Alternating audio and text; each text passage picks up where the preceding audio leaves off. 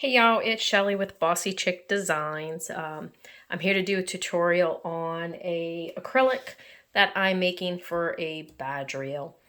So this is actually a order that somebody wanted, so I'm going to come do a tutorial while I do it. I am using UV resin to put the glitter on. It is my normal Lumino that I get off of Amazon. I'm using Snow Job is my glitter. It's from Nola Craft Culture. It's their latest white that replaces the whiteout, which was my absolute favorite. It was the best white coverage I have ever gotten in a glitter, but this is currently what they're replacing the whiteout with, Snow Job. It doesn't sound like whiteout's going to be back. So this one's just as good. I like it. This is the design. It's a blue line for one of the girls on a acrylic circle. They're acrylics from Zindi. So I'm going to come mix up my resin.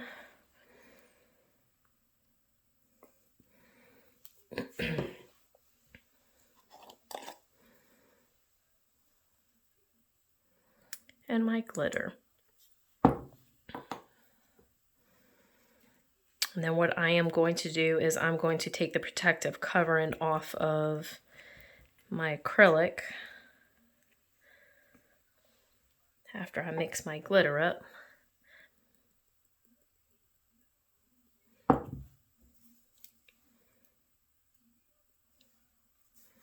And then I'm going to give my acrylic a light sand. I really only sand my acrylics when I use resin. Because the few times that I didn't when I first started, if I didn't sand them when I put the UV resin or even just regular 2-part epoxy I've used before, and I've had a few of them that the resin actually popped off from the acrylic. So I definitely make sure that I sand these now. When I use Mod Podge, I actually haven't had a single problem with the back popping off when I use Mod Podge, because I'll do a light coat of Mod Podge, glitter, let it dry. 8-12 hours is what I like, because sometimes I get like a hazy hue under it, like the glue doesn't dry all the way. So I rather just make sure, and then I'll do a second coat of glitter and glue, let that dry, and then I'll put the resin on top. And I've never had a problem with any of those popping off the back and not sanding. But the resin, make sure you sand just to be safe. So this is just a 220 grit block that I have. Give it a little bit of a sand. So makes it a little rough, and I have a little brush that I'm gonna come off to the side and kind of dust it kind of off there to where you get any of the little grains off. And then I'm also gonna hit it with some alcohol. So this is just 91% isopropyl alcohol. And it's just to get any of that extra loose plastic or whatever that you sanded off. And then it'll take a second to dry.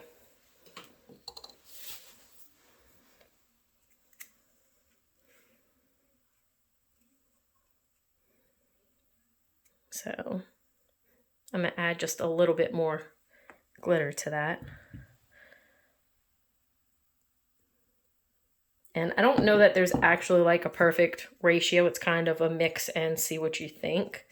With certain glitters, you want to be a little careful, because if it's too opaque, your resin will not cure if it's UV. So usually what I'll do is I'll hit it from the front, from the back side that I decorate. And then before I put the vinyl on, when I peel the front, I'll usually hit it from the front side also. And I'll show y'all that.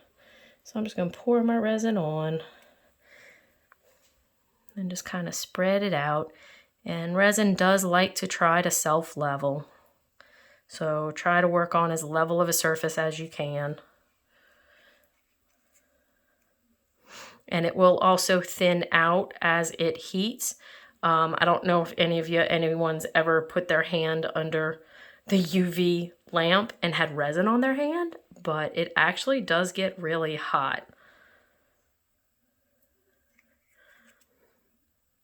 So I honestly did not realize how hot this resin got underneath the lamp while it was curing until I did it one time.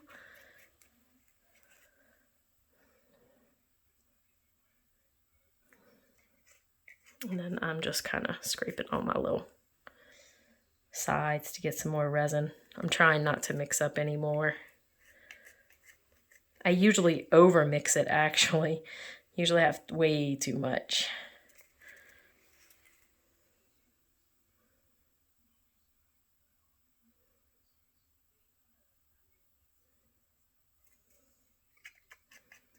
And I hate wasting resin and my lovely glitter.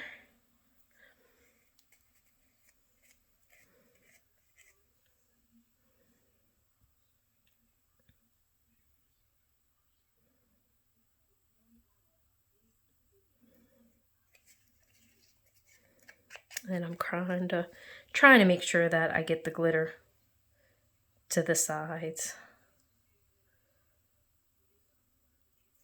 All right, so that's all covered. I am going to hit it real quick with my lighter just to pop any little bubbles. All right, so I'm gonna go put this under my lamp and I'm gonna cure it real quick, and then I will be right back once it's cured. All right, y'all, so I already cured the back of it. So what I'm gonna do is I'm actually gonna peel this protective front off of it. And then what I'm gonna do is I'm gonna put it inside of my lamp just like this from this end, just to make sure that it will hit all of this also with the UV, just to make sure that it gets everything nice and cured. So I'm gonna take it and like literally just place it under. So this is the top where I just removed the protective covering.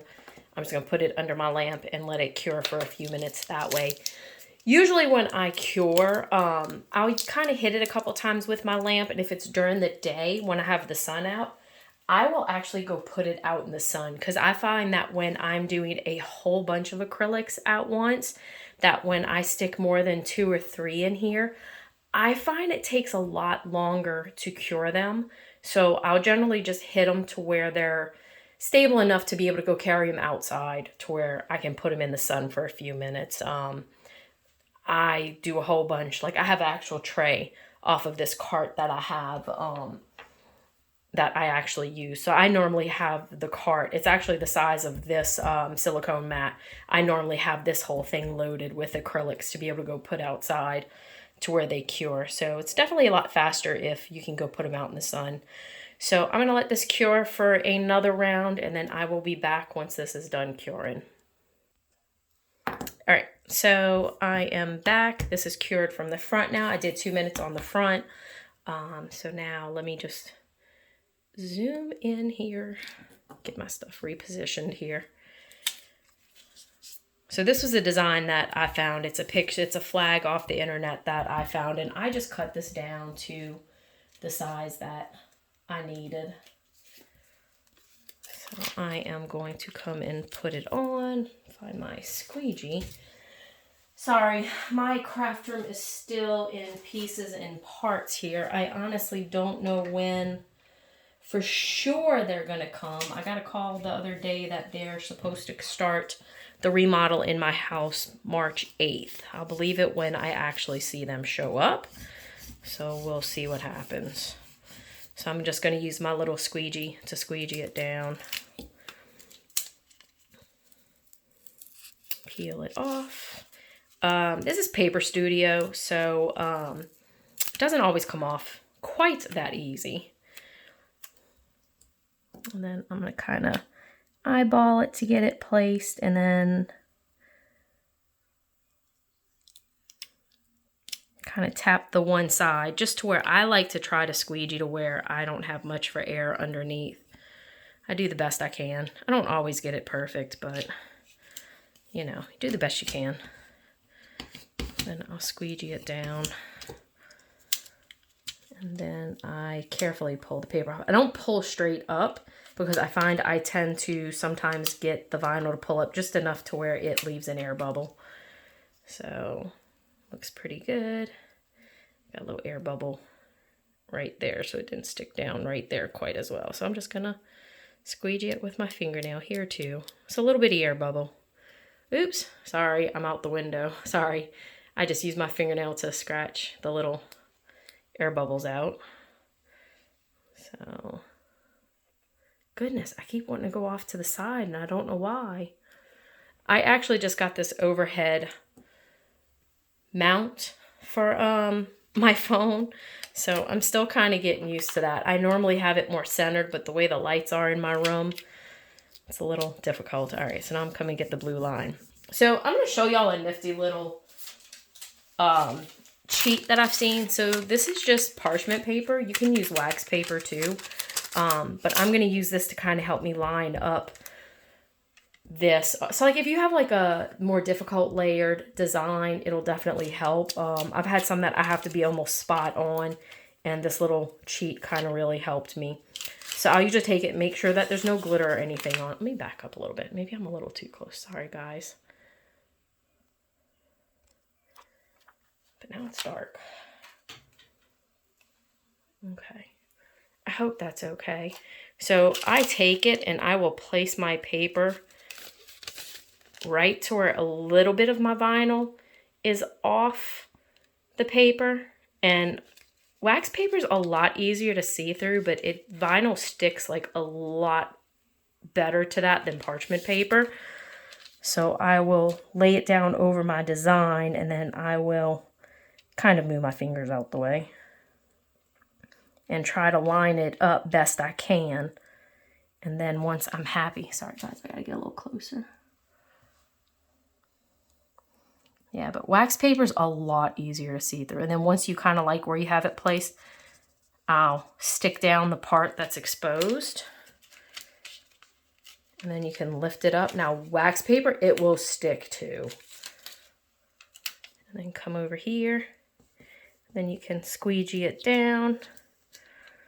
And I actually got this cheat, I don't know, off of one of the sites, I think, that I follow. Somebody shared it. But yeah, so you just can use wax paper or parchment paper. But yes, it will peel off a wax paper. Oops, it's just not quite as easy as it does off of the parchment. All right, so there you go. There's your blue line. Then I'm just going to come put some resin on top. Yep. And then I will spread my resin and I will cure it.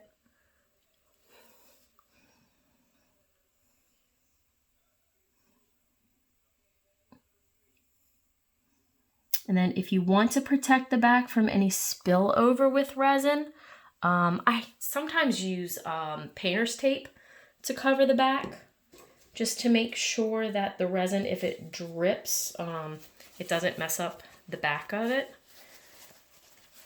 So that's an idea if you want to do that. I guess I'll show that on one of my other videos. I honestly just didn't even think about it.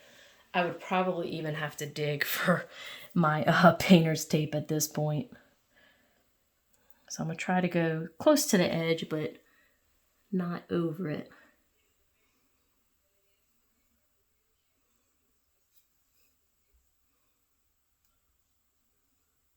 And then I'll usually get down level with it and try to look to see if I see any divots from the epoxy not covering it.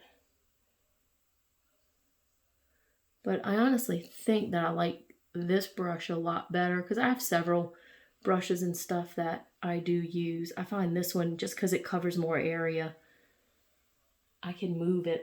I can move a little bit faster with it. Because I have my other little silicone brush that it always seemed like it took me forever. And then I got this one off of Amazon in a kit. It's got some stirs and stuff.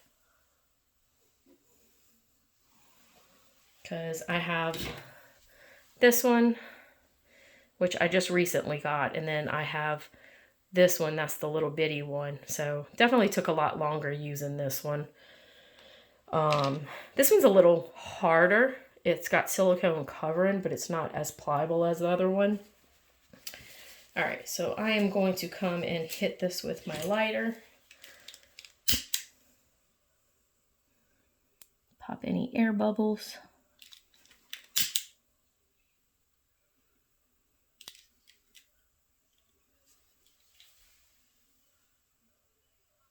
And it doesn't look like I missed any spots. Okay, so I'm gonna go ahead and cure this, and then once this is cured, I'll be back. All right, y'all, I actually did find some painter's tape. So I had a second one I had to do for my order, so I went ahead and threw it together real quick. So I'll just take my painter's tape. Oops, I keep going the wrong stinking way. And then I will take my acrylic and I will just press it down. Take another piece.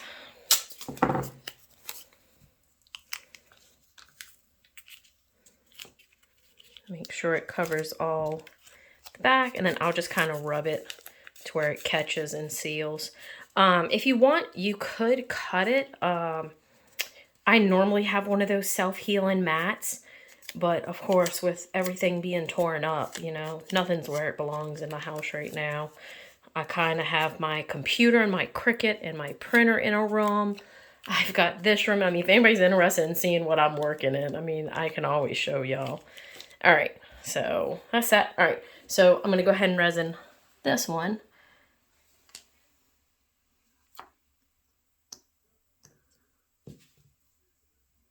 Do I have...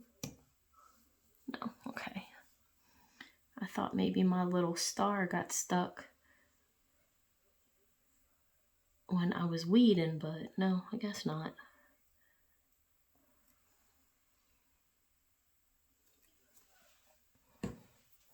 So now your tape kind of acts as a protective covering for your resin on the back. Usually circles and stuff, I'll kind of take my X-Acto and cut it down to shape, but not the intricate designs. I'll usually just take my blade and then just cut the resin out. I actually bought a deburring tool. I've seen this nifty tool that, you know, one of the resin sites sells to kind of scrape off excess resin. One of the other crafters in, gosh, I don't even know which one of the crafting sites. I don't know if it was Zindy or if it was one of the Cricut ones, but they shared a deburring tool. So I will have to let y'all know if that works or not, because I normally just use my X-Acto to cut everything off if I have any overflow or anything or any glitter, just to kind of make it a more clean and finished design. But sometimes using that X-Acto, you know, I mean, gets a little sketch there. Because I've oftentimes slipped and scraped the design, and then gosh, you gotta sand it a little bit and put another coat. So I guess we'll see if this works a little bit better. All right, so I can already see I have a little spillover right here. So I'm gonna come torch it. So the tape will actually protect it with the back of it. So, all right, so I'm gonna go cure this and then I will be right back. All right, y'all, so this is the finished design for the badge reel. I'm not gonna put a back on it because I offer snaps. They're jewelry snaps. That's the cabochon tray. If you want to see where I get these from, I have them posted in an earlier video. I'm not 100% sure which one. Or I use magnets. These are off of Amazon. They're little badge magnets. So they pull apart here. And what I do is I actually take off this little white piece here and I'll peel off the white cushion piece, because I have found that even though it says that it's 3M, I have had my magnet base come off right here where this cushion is. So I just go ahead and take my X-Acto and I'll peel it off and I'll get all the glue off the back of it. And then I actually just use Loctite super glue to glue all my stuff, because me and E6000 just do not get along. I think my first batch that I used, that I had great results with that, but the second time I used E6000, it never cured. So like a month later, I had badges that were coming back to me because they had popped off. I was gonna see if I could find my snaps for the base, but you'll just have to check an earlier video on that, because once again, I can't find that in here right now since most of it's out in my den. I'll have to dig for them if anybody's really interested in seeing them. But there's a snap base that I use on material to put onto my badge reels. So, yeah, so that's it. I try to keep my videos to about 20 minutes. I'm just barely over 20. So like, subscribe, any questions, comments, I will attempt to answer best I can. So y'all, happy crafting.